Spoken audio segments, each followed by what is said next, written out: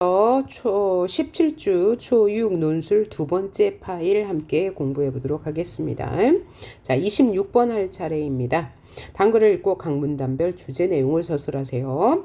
과학기술이 발전하고 산업화가 이루어져 자본이 축적되면서 인간은 자연의 순환기보다 자연을 변형 개발하여 더 편리한 주거 환경을 만들기 시작했다. 이런 것을 뭐라고 그래요? 인가가 자연을 개발하고 더 이제 편리하게 인간의 생활에 편리하게 만든다. 이제 인간 중심주의라고 했죠. 인간을 위해서 자연을 희생하는 거. 그래서 바람을 거뜬히 이겨내는 튼튼한 가옥, 먼 곳까지 빠르게 갈 수 있는 도로, 돈만 있으면 무엇이든지 할 수 있는 것을 살 수 있는 이제 대형마켓, 상하수도, 시설, 종합병원 등 물질적으로 풍요로운 환경이 만들어진 것이다. 자, 그러면 뭐라고 해야 돼요? 과학기술 발달로 편리하고 풍요로워진 혹은 풍요해진 인간 생활이라고 정리할 수 있겠네요. 그 다음 26번의 두 번째 문단 볼게요. 그런데 생활이 풍요로워질수록 부작용도 동시에 생겼다. 도시화가 진전되면서 이웃 간의 정을 나눌 기회가 점점 사라지고 공업화는 미세먼지나 수질 오염 등 심각한 환경 오염 문제를 낳았다. 그래서 뭐라고 위에서 뭐냐면 산업화, 그죠? 산업화로 인한 부작용이죠. 로 인한 환경 문제. 그 다음에 정을 나눌 기회가 사라짐. 그래서 정을 환경 문제 대두라고 해야 되겠네요. 대두. 정을 나눌 기회 사라짐이라고 하면 되겠고요. 다음 3문단 볼까요? 3문단. 최근에는 이러한 문제를 해결하고 인간적이며 친환경적인 정주 환경을 주거 환경 아닐까요? 주거 환경을 만들어 삶의 질을 높이기 위해 다양한 시도를 하고 있다. 인간의 건강한 미래를 위해서 지속 가능한 환경을 고민하지 않을 수 없는 시점에 이른 것이다. 예컨대 자연과 공존할 수 있는 생태 환경을 만들어 구성원의 행복을 증진하는 생태 도시가 있다. 그래서 여기서 이제 우리가 뭐라고 요약할 수 있을까요? 산업화로 인한 문제를 해결하기 위해 등장한 산업화로 인해 등장한 문제를 해결할 지속 가능한 발전과 생태 도시 모색 찾고 있다라는 거죠. 다음 4문단을 한번 볼까요? 일반적으로 생태 도시는 공해 발생과 자연 파괴를 줄여 인간이 자연과 조화롭게 살아갈 수 있도록 조성한 도시를 말한다. 정의네요. 생태 도시는 높은 녹지 비율이 높다는 것은 자연이 많다는 얘기네요. 태양광, 풍력 등의 무공해 발전 시설, 한번 사용한 수돗물을 생활, 용수 등으로 재활용할 수 있도록 처리하는 중수도 시설, 포장을 최대한 줄인 도로와 전차, 모노레일 등의 무공해 교통망, 도심 속 농경지 등 다양한 방법이 생태 도시를 만드는 데 활용한다.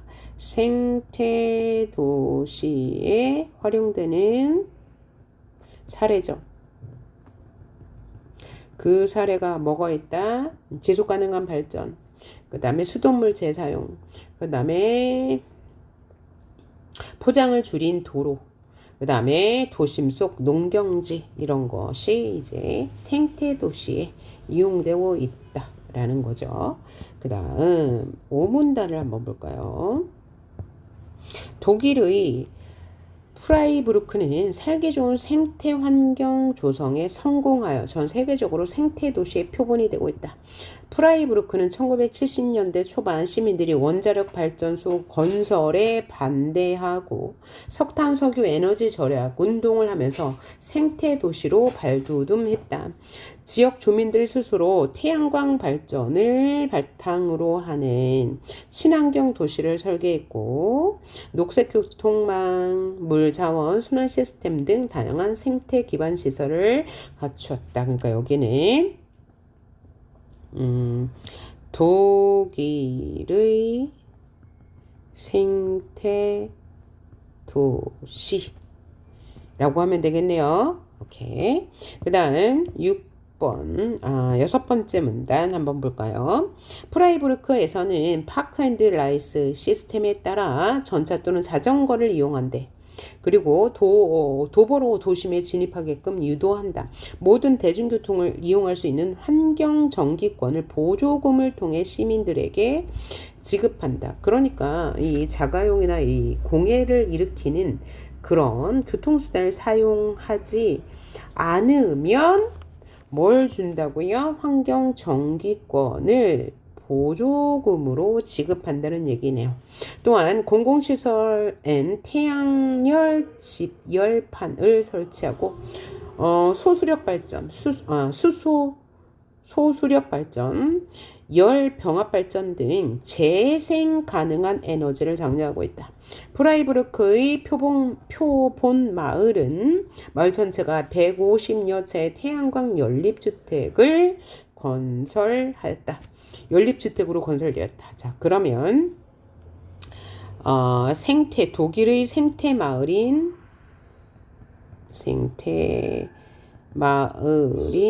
무엇은 프라이부르크는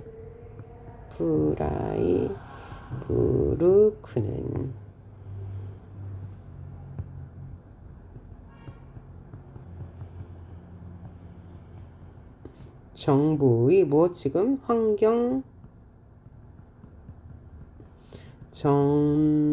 정기권 보조금 그 다음에 재생 가능한 에너지 사용 또 태양광 연립주택 등으로 유지한다. 생태를 유지한다. 라고 하면 되겠네요. 그 다음 7문단 한번 볼까요? 이러한 자연 친화적 정주 환경을 만드는 것은 인간의 삶의 질을 향상하려는 노력의 일환이다. 물, 대기, 토양 등의 오염된 환경에서는 건강한 삶을 누리지 못할 뿐만 아니라 경제나 문화도 위축될 수밖에 없다. 구성원의 행복을 위해서 지속가능한 생태 환경이 필수적이다. 그러니까 행복을 위해 뭐가 필요하다? 지속 가능한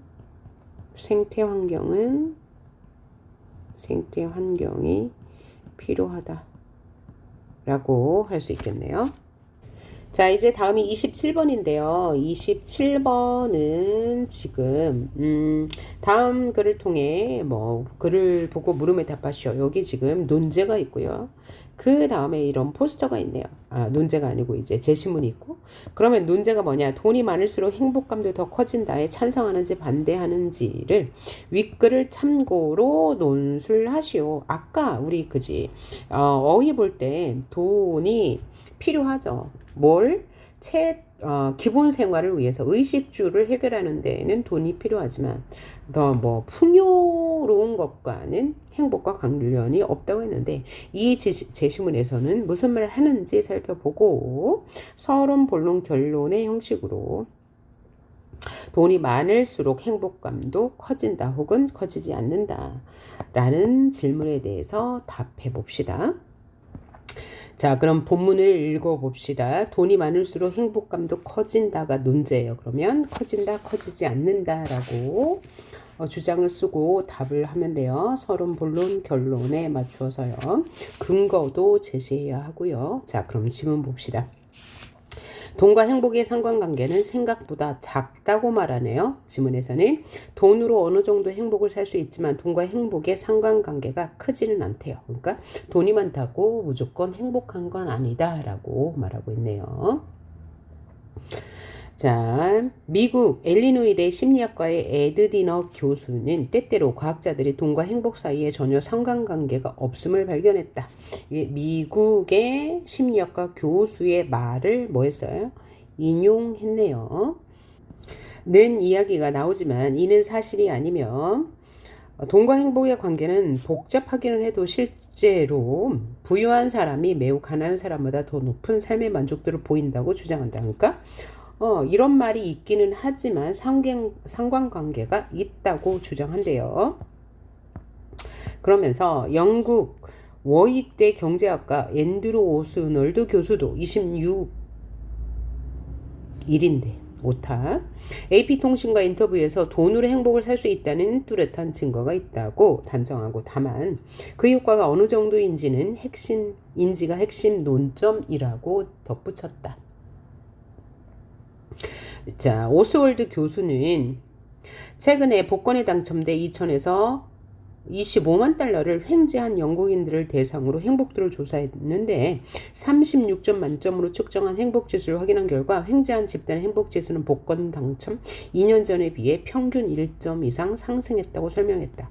그러니까 이것은 돈과 행복은 관계가 있다는 근거로 쓰시면 되겠고, 그 다음에 이 위에 것도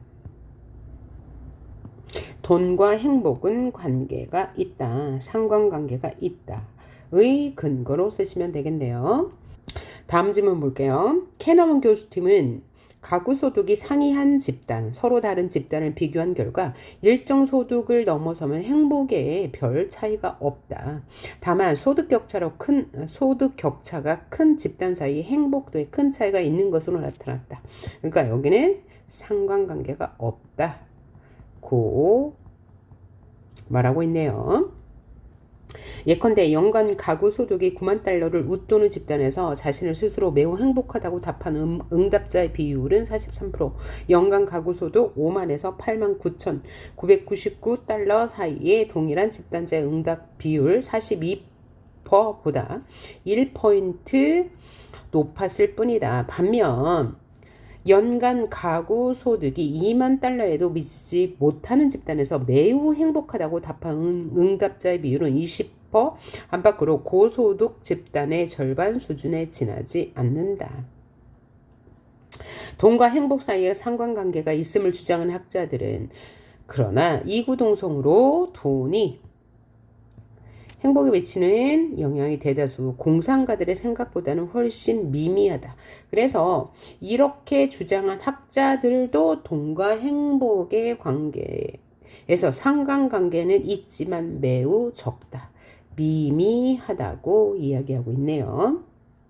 계속해서 봅시다. 워크대 오스월드 교수는 사람들은 몇천 달러를 더 손에 거머쥐었을 때 맛볼 수 있는 행복의 크기를 과장한다며 인생에서 행복을 찾으려면 월급을 2배로 올리려 애쓰지 말고 올바른 배우자를 찾는 등 인간관계의 질을 높이려 애쓰는 편이 훨씬 나을 것이다 라고 주장한다. 그러니까 이거는 자, 돈과 행복의 상관관계는 미미하고 뭐가 행복의 관건이다? 인간관계의 질을 높이는 것이 행복을 높이는 길이다 라고 말하고 있네요. 자, 그러면서 제시된 포스터, 한국인의 국민소득은 세계 24위인데 행복지수는 매우 낮다. 그러니까 이건 뭐에 대한 근거예요? 돈과 행복은 상관관계가 없다는 근거고, 돈 많이 벌면 우리는 행복할 수 있을까 고민하니까 얘는 이제 중립적인 입장이네요. 자, 그러면 얘를 바탕으로 글을 써봅시다. 여러분은 어떻게 생각하시나요? 돈이 어느 정도는 있는 게 좋긴 하죠. 그죠? 왜냐하면 기본적인 생활을 이어나가야 하니까. 하지만 그것이 행복의 관건은 아니라는 거죠. 자, 그러면 서론에서 뭐를 써야 돼요? 자신의 주장을 먼저 쓰고요. 서론에서는 주장 쓰고 그 이전에 전제를 써야 돼요. 돈과 행복은 어떤 관계가 있을까라는 전제를 써야 되죠. 그 다음에서 본론에는 그 주장에 대한 근거와 사례를 쓰면 되는데 이 근거와 사례는 이 지문에 있는 내용을 바탕으로 쓰시면 되겠다. 그래서 결론은 뭐냐면 반대 의견에 대한 제시도 해야 되고 그에 이어서 자신의 주장을 다시 한번 강조하는 내용으로 끝을 맺으면 되겠죠. 자, 그래서 저는 이렇게 써봤습니다. 돈이 많을수록 행복감도 커지는 것은 아니다. 저는 이제 반대한 거죠. 자, 그러면 그 이유가 뭐냐면 물론 의식주를 해결할 기본적인 돈마저 부장하는 것은 아니다. 행복의 필수 조건이 기본 생활 유지에 있기 때문이다. 여기가 이제 저의 주장과 이유고요. 그 다음 근거. 그렇다면 행복감을 어디에서 찾는지가 중요하지 않을까라고 이제 의문을 제기했고요. 디너 교수에 따르면 부유한 사람이 가난한 사람보다 삶의 만족도가 높다고 하였다. 오스월드 교수 역시 복권 당첨자가 행복 지수가 높다고 설명했다. 하지만 카너먼 교수팀의 설문조사에 따르면 일정 소득 이상의 집단에서의 행복도에는 차이가 없었고 오히려 저소득층의 행복도가 고소득층보다 2배가량 높게 나타났다. 이를 통해 돈과 행복은 상관관계가 미미함을 확인할 수 있다. 이 결과를 토대로 오스웰드 교수는 인생에서 행복을 찾으려면 인간관계의 질을 높이라고 말한 것과 같이 행복은 기본 생활 영위와 더불어 건강한 인간관계를 통해 얻을 수 있다. 이렇게 써주시면 될 것 같습니다. 그 다음 계속 이어서 가겠습니다. 이슈 4, 토픽 2, 핵심 내용 생활 공간과 사회에 대해서 봅시다. 자, 어휘 살펴볼게요. 여러분 페이지 38쪽입니다. 28번 문제. 장려가 뭐예요? 권하다. 그죠? 행하기를 권하다.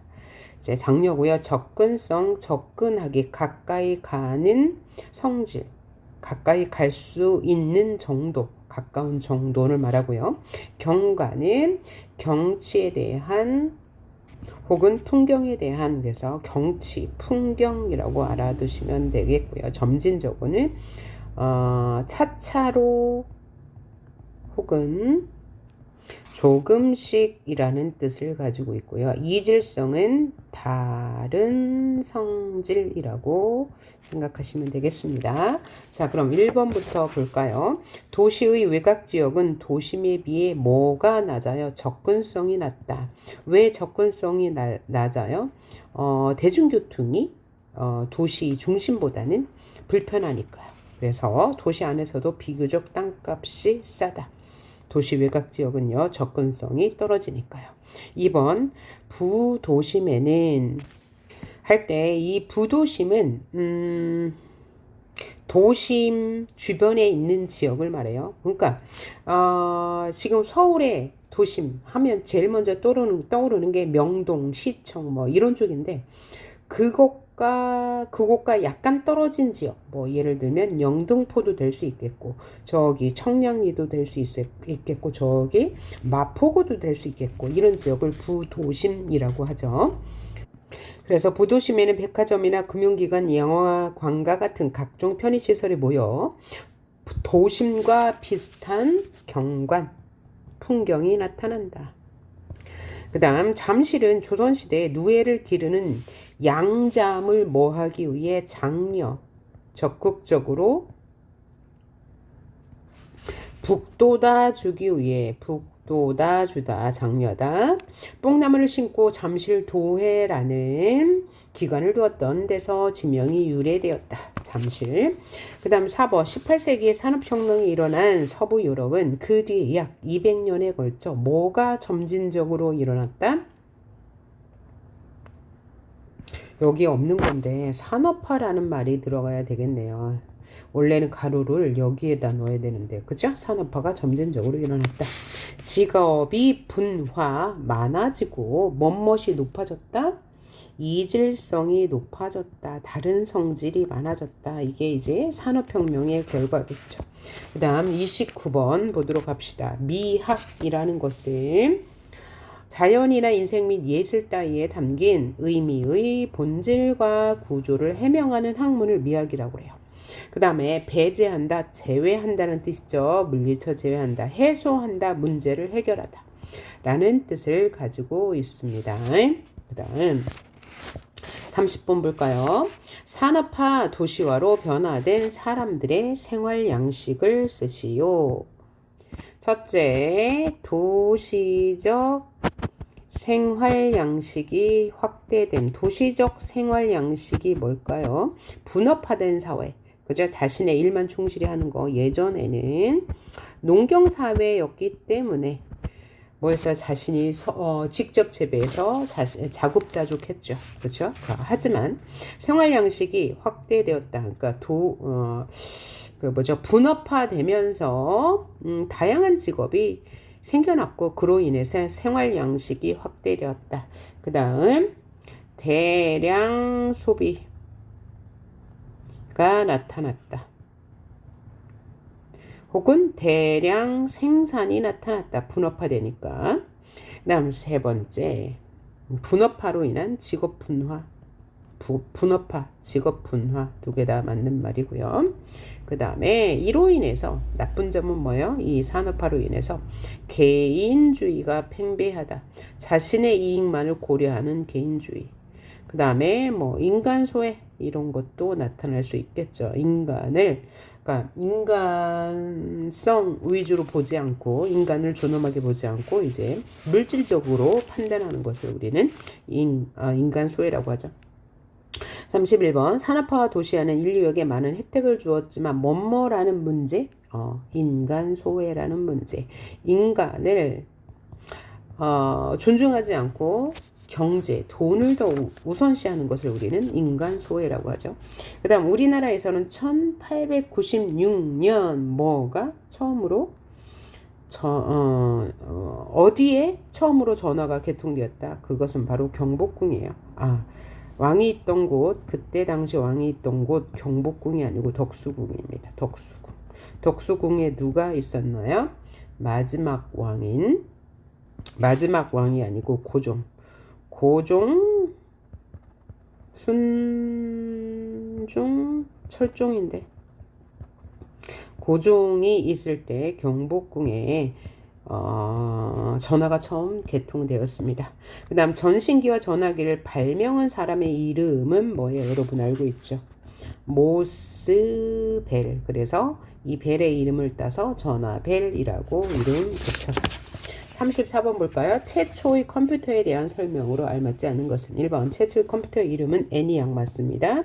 두 번째 큰 교실을 꽉 채울 만큼 컸다. 그러니까 그만큼 컴퓨터 하나가 컸다는 얘기고 맞고요. 무게가 약 1톤에 가깝게 무겁지는 않았습니다.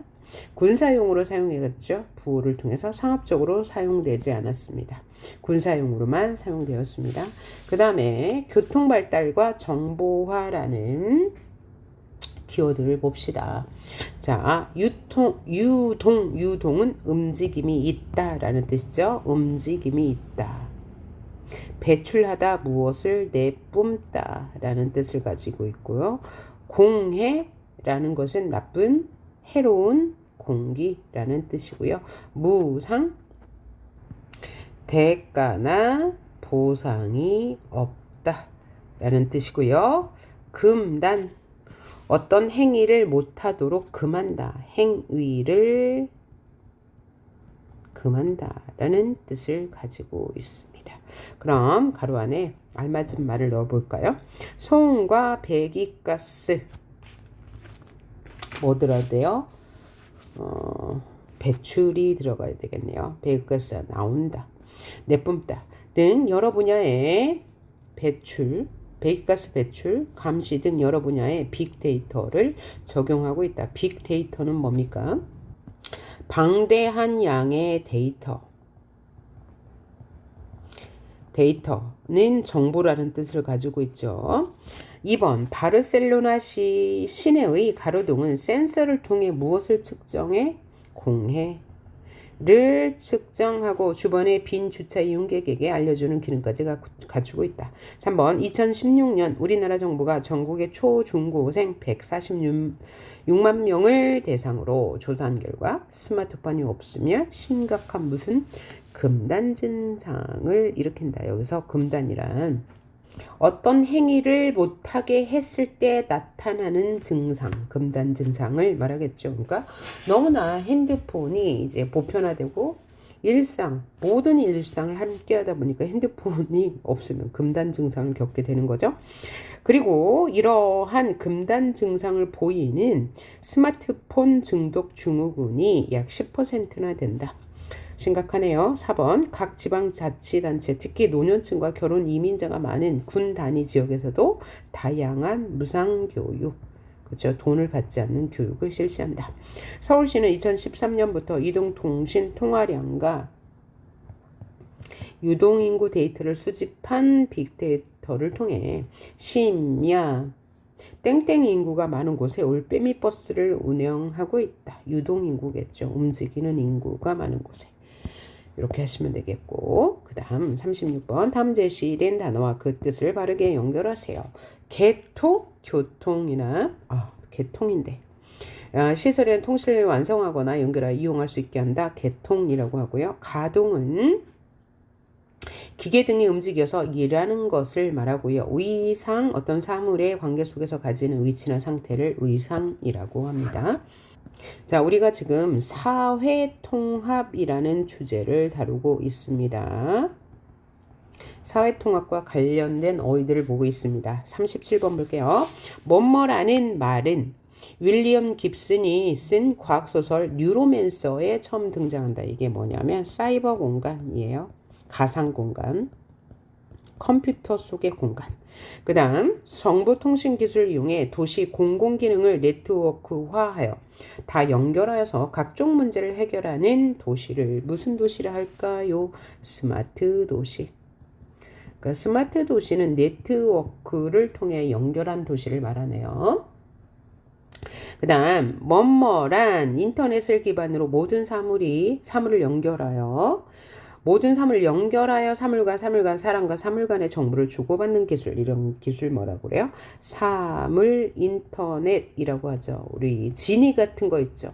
가정에 배치되어 있는 지니가 있어. 그러니까 AI죠. 그러면 사람이 말을 시키면 어떤 행동을 해주는 것, 이런 것 다 사물 인터넷입니다. 그 다음 정보화로 인해 변화된 분야 3가지 뭐가 있을까요? 경제 분야. 왜? 경제는 우리가 이제 더 이상 은행을 가지 않고도 은행 업무를 볼 수 있죠. 경제 분야의 변화가 있고 그 다음에는 사회 문화의 변화. 자, 우리는 그래서 오프라인 모임보다는 온라인 모임을 선호하고 그렇죠? 그 다음에 음식도 직접 가서 먹기보다는 주문해서 먹기도 하고 이런 거. 그 다음에 정보통신의 변화가 가장 크죠. 그래서 우리는 정보통신을 아주 자유자재로 이용할 수 있죠. 네트워크를 통해서. 이런 게 이제 정보화로 인해서 가장 큰 변화라고 할 수 있어요. 자, 우리 지금 40번까지 풀었고요. 41번부터는 다음 파일에서 보도록 합니다. 수고하셨습니다.